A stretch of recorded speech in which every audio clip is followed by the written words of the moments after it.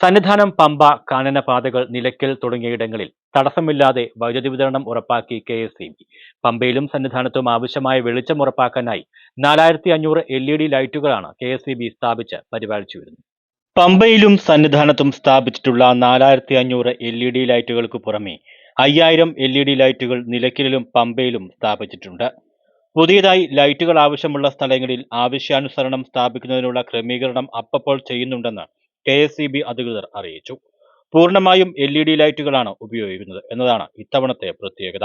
ഒരു അസിസ്റ്റന്റ് എഞ്ചിനീയറുടെ നേതൃത്വത്തിൽ 25 ജീവനക്കാരെ 10 ദിവസം വീതം തുടർച്ചയായി തീർത്ഥാടന കാലത്തേക്ക് മാത്രമായി വിവിധ ഓഫീസുകളിൽ നിന്നായി പ്രത്യേക ഡ്യൂട്ടിക്കായി നിയോഗിച്ചിട്ടുണ്ട്. എല്ലാ ദിവസവും സുരക്ഷാ പരിശോധനകൾ തുടർച്ചയായി നടത്തിവരുന്നു.